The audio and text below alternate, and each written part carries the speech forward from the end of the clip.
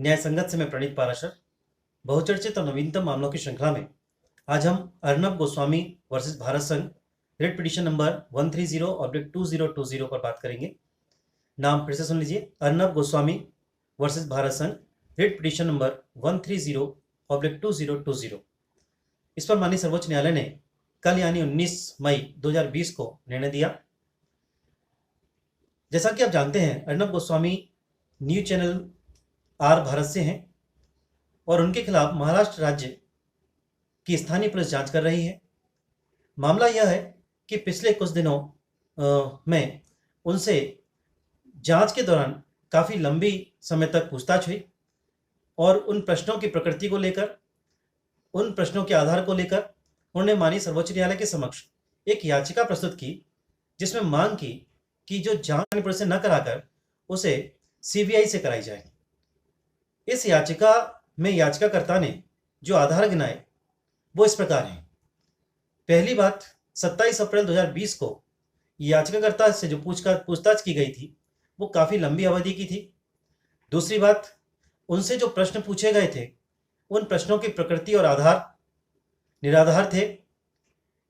तीसरा आरोप था कि पालघर मामले में, जिसमें मॉलिचिंग में 2 साधुओं की हत्या की गई थी, उस मामले में जब राज्य सरकार जांच करने में विफल रही, तब याचिकाकर्ता ने जो कदम उठाए, जो एक्शन लिया, उसके बारे में अपने न्यूज चैनल में बताया, उसको एक आधार बनाया गया।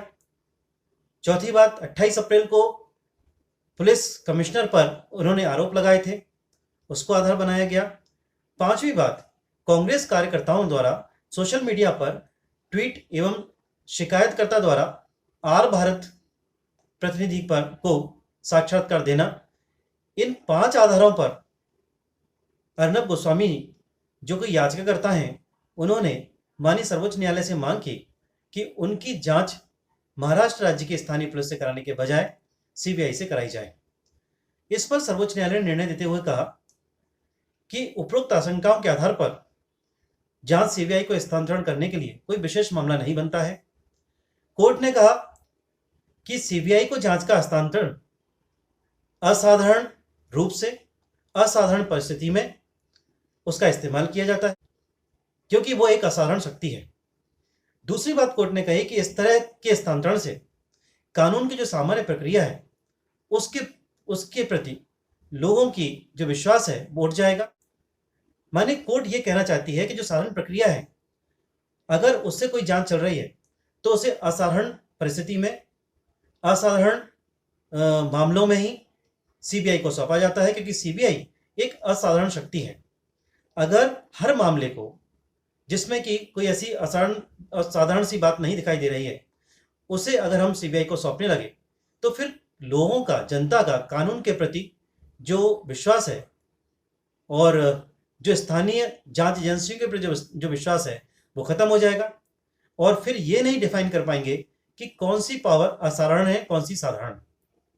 साथ ही कोर्ट ने यह भी कहा कि अभियुक्त के पास उस माध्यम या तरीके के संबंध में कोई विकल्प नहीं होता कि उसकी जांच किस तरीके से कराई जानी चाहिए या किस जांच एजेंसी द्वारा होनी चाहिए। इस संदर्भ में न्यायालय ने 2 पूर्व निर्णीत मामलों का रेफरेंस भी दिया। पहला मामला था पी चिदम्बरम वर्सेस प्रवर्तन निदेशालय का। इसमें कोर्ट ने कहा था कि जब तक जांच कानून के किसी प्रावधान का उल्लंघन नहीं करती है तथा जांच एजेंसी के पास ये निर्देश देने की शक्ति है कि किस प्रकार से प्रश्न पूछे जाएं, किस तरह की, किस प्रकृति के प्रश्न पूछे जाएं, तब तक वो अपने हिसाब से उसकी जांच करा सकती है। जैसा कि इस मामले में पुलिस कमिश्नर के खिलाफ आरोप लगाए गए थे, उसके आधार पर सीबीआई की मांग की गई। इस पर पहले ही एक मामला निर्णीत हो चुका है रोमिला थापर वर्सेस भारत संघ का। उसमें यह कहा गया कि केवल इसलिए कि एक पक्षकार ने स्थानीय पुलिस पर के खिलाफ कुछ आरोप लगाए हैं, जांच का हस्तांतरण करने का आदेश नहीं दिया जा सकता है। ये प्रोसीजर को लेकर एक बहुत गंभीर मामला था, जिसमें माननीय सर्वोच्च न्यायालय ने एक बहुत सराहनीय निर्णय दिया और साथ ही ये निर्णय आगे के कुछ मामलों में भी बहुत महत्वपूर्ण होगा।